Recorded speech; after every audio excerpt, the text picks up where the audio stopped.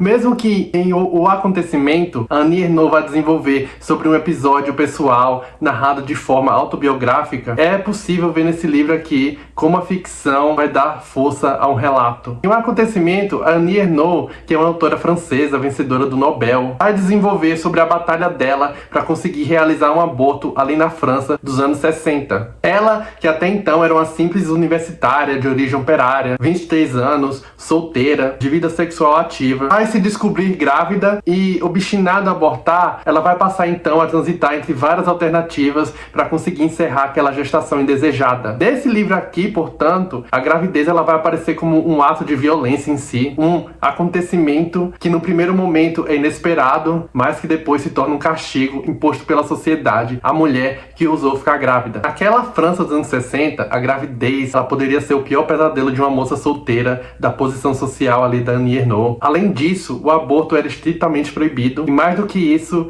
era um assunto falado aos sussurros por códigos, e quando ele não incitava discursos conservadores, repressões machistas ou puristas de todos os níveis, ele vai despertar uma curiosidade quase mórbida, fetichista e invasiva mesmo. A partir dessa busca para conseguir abortar, a Annie então vai experienciar violências de diversos níveis. E a verdade é que, quando um assunto dessa magnitude ele precisa ser resolvido, a mulher ela vai fazê-lo de um jeito ou de outro, mesmo sem o aval do Estado ou da sociedade. Só que para isso, ela vai precisar recorrer a métodos alternativos, como o das fazedoras de anjo. As aborteiras trabalham na clandestinidade, e foi justamente a saída encontrada aqui pela Annie. Esse é um livro de mais ou menos 80 páginas, e dá pra ver como a Annie, ela tá preocupada na relação que o indivíduo, mesmo anos depois, consegue conceber a partir de um episódio muito traumático e definitivo na vida dele. É sobre conseguir, mesmo após anos de afastamento, retornar à experiência pela mão da literatura. Quando ela volta o tempo todo, as notas que ela tomava sobre aquele episódio na época, as coisas assim que ela escrevia em diários e em agendas, pequenas frases onde ela descrevia em poucas linhas resoluções ou preocupações dela enquanto ainda estava grávida. A Annie Ernaux vai estabelecendo essa capacidade de enfrentar com um olhar muito mais maduro e objetivo um trauma que, embora seja amenizado pelo distanciamento, não deixa de ser mais urgente e verdadeiro. E, como de costume, era impossível determinar se o aborto era proibido porque ruim ou se era ruim porque proibido. Julgava-se de acordo com a lei, não se julgava a lei.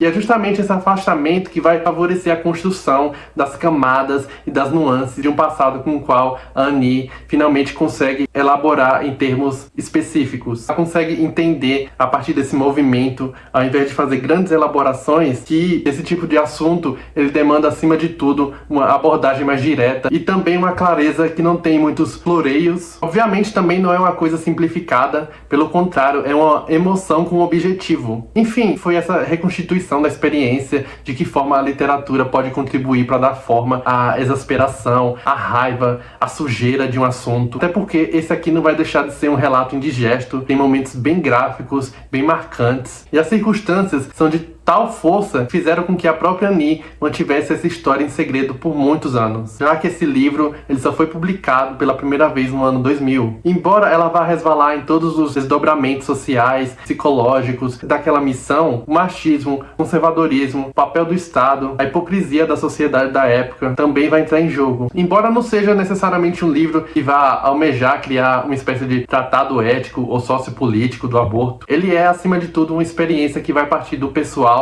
para o pessoal e que sai da clandestinidade para ganhar as testemunhas com quem a Annie escolhe compartilhar o mundo inteiro. Pode ser que um texto como esse provoque irritação ou repulsa ou seja considerado de mau gosto. Ter vivido uma coisa, qualquer que seja, dá o direito imprescritível de escrevê-la. Não existe verdade inferior.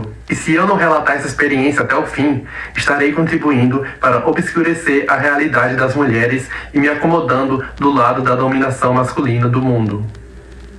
É justamente aí que está o poder da escrita da Annie Ernaux, de partir de uma memória tão vívida, realçada por tantos outros elementos, e abrir margem para um debate mais universalizado, mesmo que seja de uma experiência estritamente pessoal, até porque é uma experiência que vai conversar a história de diversas mulheres. É uma conversa bastante mediada pelo conservadorismo, pelo machismo, pela religião. Então, de que forma é possível promover um diálogo entre polos que parecem ser inimigos? A bola foi então levantada aqui em O Acontecimento.